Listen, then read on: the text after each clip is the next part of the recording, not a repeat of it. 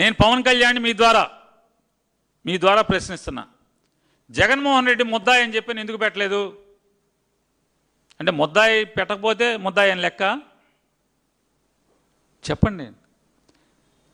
ఇద్దరు ఆంధ్రప్రదేశ్ రాష్ట్ర ప్రభుత్వ అధికారులు, ముగ్గురు పరాయి రాష్ట్ర అధికారులు సిబిఐ డైరెక్టర్ నేతృత్వంలో కూలంకషంగా మొత్తం వడపోసి జగన్మోహన్ రెడ్డి గారిని కానీ, వైవి సుబ్బారెడ్డి గారిని కానీ, భూమన కరుణాకర్ రెడ్డి గారిని కానీ, లేదా నాటి ఈవోలు జేఈఓల్ని కానీ ఎవరిని కూడా దోషులుగా దాంట్లో రాయకుండా ఆల్రెడీ ఇప్పటికే దోషులందరినీ కూడా ఎవరెవరైతే అపచారం చేశారో, తప్పు చేశారో వారందరినీ కూడా కటకటాల వెనక్కి వేసింది.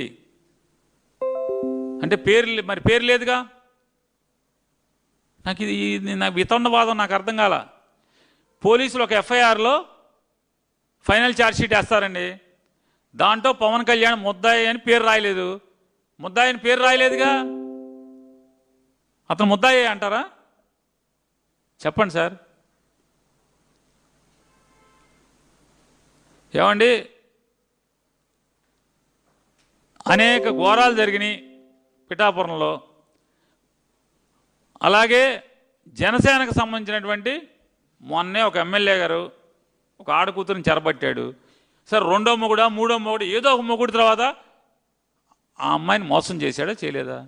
మోసం చేశాడని అందరూ లోకం అర్థమైంది. లోకానికి కేసు కట్టారు ఎమ్మెల్యే గారి మీద. ఆ ఎమ్మెల్యే గారి మీద కట్టిన ఎఫ్ఐఆర్లో పవన్ కళ్యాణ్ గారి పేరు లేదు కదా. కాబట్టి ముద్దాయి అంటే ఏం మాట్లాడుతున్నావు? ఫైనల్ ఛార్జ్షీట్ వేసింది, పోనీ ఇదేమి ప్రిలిమినరీ ఛార్జ్షీట్ కాదు కదా. ఫైనల్ ఛార్జ్షీట్ కోర్టుకు సబ్మిట్ చేసింది కదా.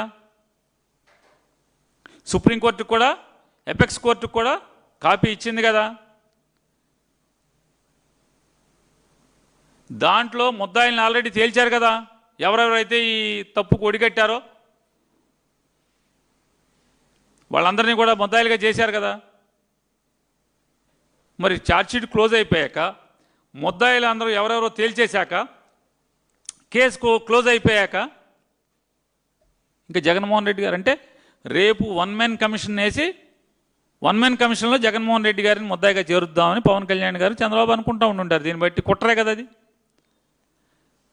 మీ నోటి ద్వారా నాకు అందేది, మీరు ఒక పాత్రికేయుడిగా మీరు విన్నదాన్ని బట్టి ఆయన పవన్ కళ్యాణ్ గారు ఒక దుర్మార్గమైన దుర్బుద్ధి, వీళ్ళిద్దరూ ఈ కమిషన్ వేసి ఈ దుర్బుద్ధిలో ఉన్నారన్నమాట. జగన్మోహన్ రెడ్డి గారిని ముద్దాయిగా చేరుస్తాకి ఉన్నారన్నమాట. అంతే కదా.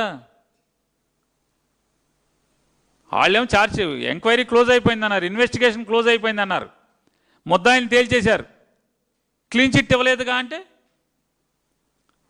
మరి నువ్వు అడుగుండాల్సింది ప్రభుత్వం, మీరు ఆ సిట్ని జగన్మోహన్ రెడ్డి గారు ముద్దాయా కాదా మాకు తేల్చివ్వండి అంటే తేల్చి ఇచ్చేవాడు.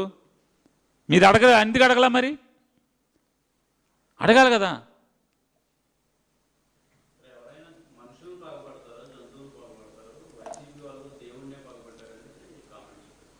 సార్ ఒక మాట, దొంగే దొంగ అన్నట్టుగా ఉంది సార్. ఇది దొంగే దొంగ అన్నట్టుంది. అపవిత్రం చేసిన వాళ్ళు, అపచారం చేసిన వాళ్ళు దేవుణ్ణి, జగన్మోహన్ రెడ్డి గారిని భౌతికంగా రాజకీయంగా ఏమీ చేయలేని స్థితిలో,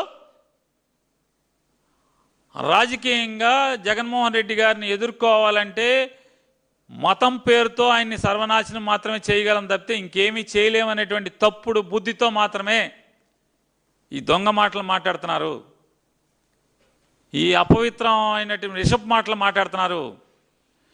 దేవుడి యొక్క మహత్యాన్ని కూడా, లేదా దేవుడి యొక్క ప్రసాదాన్ని కూడా, భక్తుల మనోభావాలను కూడా అపవిత్రం చేశారు వీళ్ళు.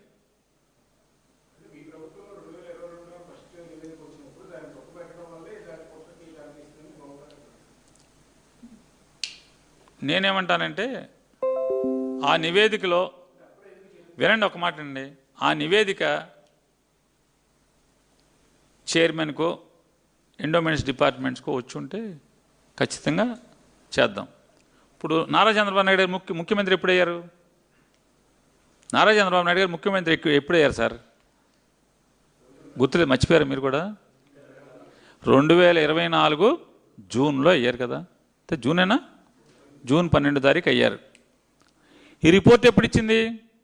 ఇప్పుడు మీరు చెప్తున్నారు కదా జగన్ గారు ఉండగానే 2022లో రిపోర్ట్ వచ్చింది అన్నారు కదా. నారా చంద్రబాబు నాయుడు గారు ముఖ్యమంత్రి అయ్యేప్పటికీ ఆ రిపోర్ట్ ఉంది కదా, అంటే ఆ రిపోర్ట్ ఆయనకు తెలుసు కదా. 2024 ముఖ్యమంత్రి అయ్యేప్పటికీ ఆ రిపోర్ట్ ఆయనకు తెలుసు కదా. అయితే ఇప్పుడు మేము పాపం చేసాం, రిపోర్ట్ వచ్చినా మేము ఆపలేదని చెప్పి ఏదో చెప్తున్నాడు కదా ఆయన వచ్చేప్పటికి ముఖ్యమంత్రి ఆయన తెలుసు కదా. చౌదరి గారికి తెలుసు కదా, ఏ చౌదరి, వెంకయ్య చౌదరి గారికి తెలుసు కదా, TV5 నాయుడు గారికి తెలుసు కదా ఆ రిపోర్ట్ ఉందని. TV5 నాయుడికి తెలుసు, శ్యామలరావు గారు బాహుబలి వీరుడు సూర్యుడు అని వేశారు కదా ఆయనకి తెలుసు, వెంకయ్య చౌదరి గారు ఆయనకి తెలుసు, చంద్రబాబు నాయుడు గారికి తెలుసు. ఆ రిపోర్ట్లో తీసుకున్నటువంటి శాంపిల్లో ఏదైతే తప్పు జరిగినాయని వచ్చినాయో ఆ డైరీలన్నింటినీ 2025 దాకా ఎందుకు అదే డైరీల నుంచి నెయ్యి వాడారు చెప్పండి సార్. ఏదైతే మీరు 2022లో రిపోర్ట్ వచ్చిందని మాకు తెలుసా అంటున్నారు కదా, మాకు తెలియదని మేము అంటున్నాం. ఎందుకని? అది చైర్మన్కి కానీ లేదా అధికారులకు కానీ, అంటే జేఈఓకి కానీ ఈఓకి కానీ అది సర్క్యులేట్ అవ్వలేదనేది మాకున్న సమాచారం. ఎవరైతే పర్చేజ్ డిపార్ట్మెంట్ జనరల్ మేనేజర్ ఉన్నాడో ఆ మేనేజర్ దగ్గరే పెట్టుకున్నాడు దాన్ని అని చెప్పనేది. అతను చంద్రబాబు ఉన్నటువంటి అన్ని పీరియడ్లో కూడా 5 ఏళ్ళు కూడా పర్చేజ్ జనరల్ మేనేజర్ అతనే. ఇప్పుడు ముద్దాయిగా కూడా ఉన్నట్టున్నాడు. అతను బయటికి పంపలేదనేది సిబిఐ రిపోర్ట్, సిట్ రిపోర్ట్లో కూడా, సిట్ చేసిన ఛార్జ్ షీట్లో కూడా ఉంది. ఈ రిపోర్ట్ నీడు బహిర్గతం కాకుండా వాడి దగ్గరే పెట్టుకున్నాడు, వీడు కొల్యుడయ్యాడు వాళ్ళతో అని చెప్పని ఉందనేది నాకున్న సమాచారం. పేజీ నెంబర్ అంతా మీరు లోకేష్ నాయుడు అయితే తెలుస్తుంది, ఎందుకంటే లోకేష్ దగ్గర ఛార్జ్ షీట్ ఉంది కాబట్టి. మరి అదే డైరీల్ని 2025 దాకా ఎందుకు వాడారు అన్న ఆ డైరీల నుంచి. నేను ఇంకోటి కూడా అడుగుతున్నానండి చంద్రబాబు నాయుడు గారిని, ఛాలెంజ్ చేస్తాను. చంద్రబాబు నాయుడు గారు, మీరు ఎక్కిన దగ్గర నుంచి ఇవాళ దాకా టెండర్లు ఎలా వేశారు, ఎవరెవరు టెండర్లో పాల్గొన్నారు, ఏ రేటుకి పాల్గొన్నారు, ఆ డైరీలు ఎవరు, ఏ డైరీకి ఎంత మీరు సప్లైకి ఆర్డర్ ఇచ్చారు, ఇవ్వండి బయటికి ఇవ్వండి అన్నా.